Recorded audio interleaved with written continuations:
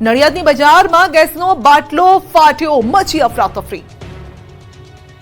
નડિયાદના બજારમાં ગેસના બાટલા ફાટતા આખો વિસ્તાર ધણધણી ઉઠ્યો। નડિયાદના સાંત બજારમાં ગેસ સિલિન્ડર બ્લાસ્ટ થતા અફરાતફરીનો માહોલ સર્જાયો હતો। બ્લાસ્ટના કારણે દુકાનમાં આગ લાગી ગઈ હતી। દાગીના બનાવતી દુકાનમાં પડેલા 4 પૈકી 2 સિલિન્ડરમાં બ્લાસ્ટ થયો, જેના કારણે વિસ્તારમાં ભાગદોડ મચી ગઈ। લોકો જીવ બચાવવા ભાગ્યા હતા। આગ એટલી વિકરાળ હતી કે દૂર દૂર સુધી ધુમાડાના ગોટે ગોટા દેખાયા હતા। ફાયર વિભાગની ટીમે ભારે જહેમત બાદ આગ પર કાબુ મેળવ્યો હતો। 1 કલાક સુધી સતત પાણીનો મારો ચલાવી આગ બુઝાવાઈ। સદનસીબે આ ઘટનામાં કોઈ જાનહાનિ થઈ નથી। વલસાડના ખેરગામ રોડ ઉપર પાર્ક કરેલી એક બસમાં અચાનક ભીષણ આગ ભભૂકી ઉઠી।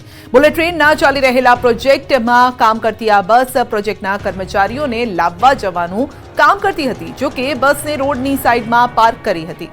અચાનક બસમાંથી ધુમાડા નીકળવાના શરૂ થયા। થોડી જ વારમાં આખી બસ આગની જ્વાળાઓમાંથી લપેટાઈ ગઈ અને સદનસીબે બસમાં કોઈ સવાર ન હતું। આથી કોઈ ઈજા કે જાનહાનિ નથી થઈ, પરંતુ અચાનક જ આખી બસ ભડકે બળતા આસપાસના લોકો દોડી આવ્યા અને વલસાડ ફાયર બ્રિગેડની ટીમને જાણ કરતા તાત્કાલિક ટીમ સ્થળ પર પહોંચી ભારે જહેમત બાદ આગ પર કાબુ મેળવવામાં સફળતા મળી।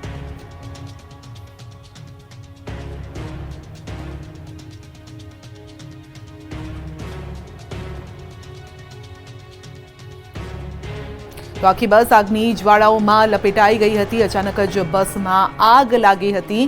રાહતની વાત એ છે કે બસમાં કોઈ સવાર ન હતું। રાજકોટના પ્રેમગઢમાં ડાયરામાં થયો રૂપિયાનો વરસાદ। કલાકારો પર રૂપિયાનો વરસાદ થતા આ દ્રશ્યો છે રાજકોટના પ્રેમગઢ ગામના। પ્રેમગઢ ગામને 100 વર્ષ પૂર્ણ થતા શતાબ્દી મહોત્સવની ઉજવણી કરવામાં આવી। આ નિમિત્તે ગામમાં ભાગવત સપ્તાહનું આયોજન કરાયું છે, સાથે કાનગોપી કાર્યક્રમ પણ ઉજવાયો હતો। આ દરમિયાન રાત્રે ડાયરાની રંગત જામી હતી।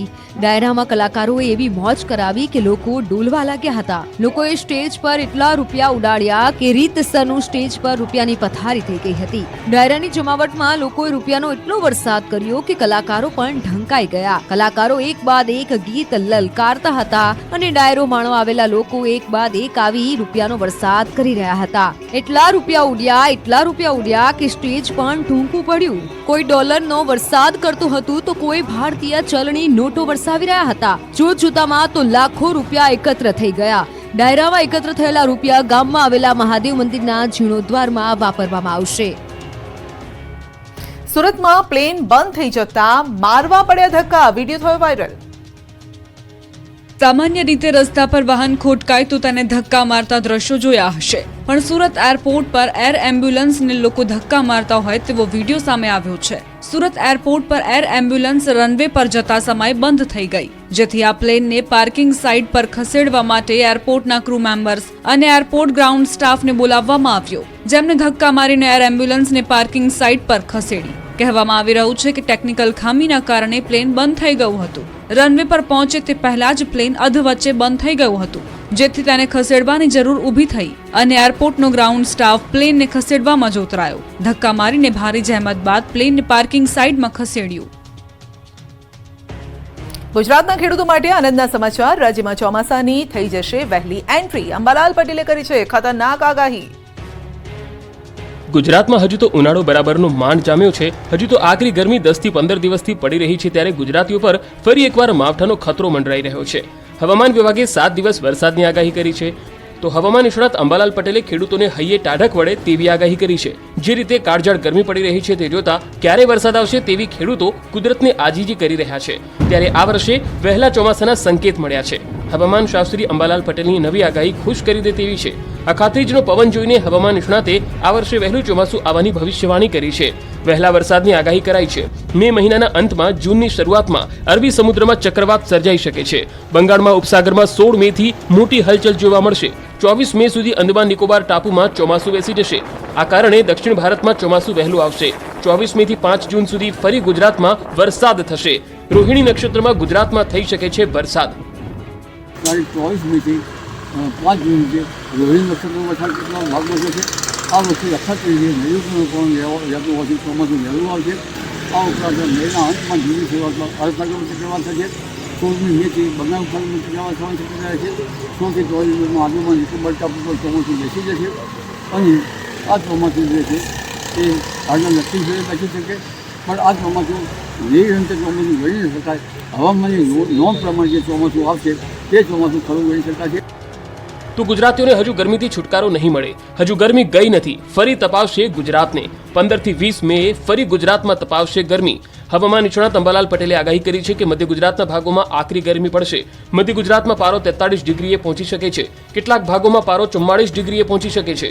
ઉત્તર ગુજરાતમાં 43 ડિગ્રીએ પારો પહોંચી શકે તો સૌરાષ્ટ્રમાં ગરમીનો પ્રકોપ રહેશે અને કચ્છમાં પવન વધુ ફૂંકાશે. 15 થી 20 17 18 20માં ભારે ગરમી આકરી ગરમી આવશે. મધ્ય ગુજરાતના ભાગમાં મધ્યમ ઉષ્ણતામાન 43 ડિગ્રી સેલ્સિયસ જેવું થવાની શક્યતા છે. કેટલાક ભાગમાં 43 ડિગ્રી સેલ્સિયસ જેવું થવાની શક્યતા છે. ઉત્તર ગુજરાતના ભાગમાં 43 ડિગ્રી સેલ્સિયસ. મહીસાગરના પ્રથમપુરમાં ફેર મતદાન પૂર્ણ થયું. કુલ 71.33% મતદાન નોંધાયું. મહીસાગરના પ્રથમપુરમાં બૂથ કેપ્ચરિંગ બાદ ફરી મતદાન થયું. બીજી વાર મતદાન થતા લોકોમાં ભારે ઉત્સાહ જોવા મળ્યો. મતદાન કરવા માટે ગ્રામજનો સવારથી લાઇનમાં ઊભા રહી ગયા હતા. બૂથને ક્રિટિકલ કેટેગરીમાં મૂકવામાં આવતા ચુસ્ત બંદોબસ્ત ગોઠવાયો હતો. એએસપી, પીઆઈ, પીએસઆઈ સહિતના પોલીસ જવાનો, મહિલા પીએસઆઈ, સીઆરપીએફની ટુકડી તૈનાત કરાઈ હતી. સાથે જ મેટલ ડિટેક્ટર, સીસીટીવી કેમેરા સહિતના અદ્યતન ઉપકરણો ગોઠવાયા હતા. કલેક્ટર, એસપી સહિતના અધિકારીઓ પણ મતદાન મથકે હાજર રહ્યા. પોલીસની હાજરીમાં મતદાન થયું. ગ્રામજનોએ ભયમુક્ત થઈ મતદાન કર્યું. 220 નંબરના પ્રથમપુર પોલિંગ બૂથ પર 618 પુરુષ મતદારો અને 606 મહિલા મતદારોએ ફરીથી પોતાનો મતાધિકારનો ઉપયોગ કર્યો. તો પોતાના જ લગ્ન હોવા છતાં વરરાજાએ મતદાન કર્યું. વરરાજાએ મતદાન કરી તમામ મતદારોને મતદાન કરવાનો સંદેશ આપ્યો હતો. ફરી મતદાન થતા દાહોદ બેઠકના જશવંતસિંહ ભાભોર પણ મતદાન બૂથ પર નિરીક્ષણ કરવા પહોંચ્યા હતા. અમરેલીના વિવાદ અંગે રૂપાલાએ બોલવાનું ટાળ્યું. સવાલ કરતા કહ્યું, બસ હવે રહેવા દો. શતાબ્દી મહોત્સવમાં હાજરી આપી હતી અને રાજકોટના પ્રેમગઢમાં હતો શતાબ્દી મહોત્સવ. પ્રેમગઢ ગામને 100 વર્ષ પૂર્ણ થતા શતાબ્દી મહોત્સવમાં તેઓએ હાજરી આપી હતી. ઉપવાસીઓની સાથે રામ રામ કરવા માટેનો અવસર આપ્યો. બધાનો આભાર. જય સૂર્યદેવ. હવે બસ હવે રહેવા દો. એ એટલા હાટું ના મને ખબર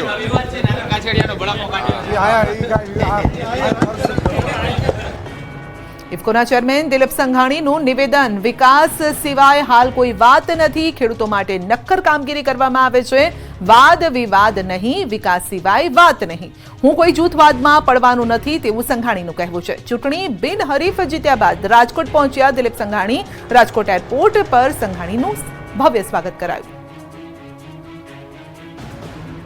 ઇફકોમાં જયેશ રાદડિયાની જીત બાદ ભાજપમાં મોટો ભડકો થયો છે અને સૌરાષ્ટ્રના સહકારી આગેવાન બાબુ નસીતે જયેશ રાદડિયા સામે મોરચો માંડ્યો. ઇફકોની ચૂંટણી બાદ સહકારી ક્ષેત્રમાં ભાજપનો આંતરિક વિવાદ સપાટીએ આવ્યો છે. રાજકોટના જ એક સહકારી આગેવાન હવે આ મામલે જંગે ઉતર્યા છે. ઇફકોમાં જયેશ રાદડિયાની જીત બાદ ભાજપમાં મોટો ભડકો થયો છે. ભાજપમાં હવે પાર્ટી સામે વિરોધના સૂર ઉઠ્યા છે. ત્યારે સૌરાષ્ટ્રના સહકારી આગેવાન બાબુ નસીતે જયેશ રાદડિયા સામે મોરચો માંડ્યો છે. પક્ષના મેન્ડેટની અવગણના કરનારા રાદડિયા સામે તાત્કાલિક કાર્યવાહીની માંગણી ઉઠી છે. સૌરાષ્ટ્રના સહકારી આગેવાન બાબુ નસીતે જયેશ રાદડિયા સામે મોરચો માંડી આક્ષેપો કરતા ખળભળાટ મચી ગયો છે. બાબુ નસીતે ઈલુ પ્રથા દૂર કરવાની પાટીલની પહેલની પ્રશંસા કરી. સાથે જ ભાજપના મેન્ડેટનો અનાદર કરનાર સામે કાર્યવાહીની માંગ કરી. બાબુ નસીતે કહ્યું કે જેમ મારી સામે કાર્યવાહી થઈ છે તેમ જયેશ રાદડિયા સામે પણ કાર્યવાહી કરવામાં આવે. ઇફકોની ચૂંટણીમાં બિપિન પટેલની હાર નથી થઈ, પરંતુ ભાજપની હાર થઈ છે. બીજી બાજુ સહકારી આગેવાન બાબુ નસીતના આક્ષેપો પર જયેશ રાદડિયાએ પલટવાર કર્યો છે. રાદડિયાએ કહ્યું કે મેં પાર્ટી વિરુદ્ધ કોઈ કામ કર્યું નથી. જે લોકો મારો વિરોધ કરે છે તે લોકો ખેડૂત વિરોધી છે. મેં પાર્ટી માટે લોકસભા ચૂંટણીમાં કામ કર્યું છે. રાદડિયાએ વધુમાં કહ્યું કે આજ દિન સુધી મેન્ડેટની જાણ મને નથી. મેં મેન્ડેટના નિર્ણય પહેલા ફોર્મ ભર્યું હતું. સમગ્ર બોર્ડના નિર્ણયને લઈ ફોર્મ ભર્યું હતું. એ બિપિનભાઈની હાર નથી, એ ભારતીય જનતા પાર્ટીની હાર છે એવું હું માનું છું. આપણી માની હાર થાય ત્યારે કોઈ મૂંગું ન બેસી શકે. અને ત્યારે હું એવું માનું છું, પાટીલ સાહેબને પણ કહેવા માનું છું કે 113 મત જીતેલા ઉમેદવારને મળ્યા છે. તો એ જીતેલા ઉમેદવાર જે 113 લોકો છે આઈડેન્ટિફાય થાય, એમની સામે મારી ઉપર જેવા પગલાં લેવામાં આવ્યા હતા એવા જ પગલાં લઈએ. હું આજે ઇફકોમાં જીતીને આવ્યો. હું ભારતીય જનતા પાર્ટીનો કાર્યકર્તા છું. સામેવાળો કોંગ્રેસનો કોઈ જીતો હોય તો સ્વાભાવિક રીતે કહી શકીએ કે કોઈ કોંગ્રેસને આપણે મદદ કરી હોય. હું પણ ભારતીય જનતા પાર્ટીનો ધારાસભ્ય છું અને કાર્યકર્તા છું. એટલે ઇફકોની અંદર પણ ભાજપની જ જીત થઈ છે. સૌરાષ્ટ્ર બાદ હવે મધ્ય ગુજરાતના એપી સેન્ટર વડોદરામાં ભાજપનો વિખવાદ સપાટી પર આવ્યો.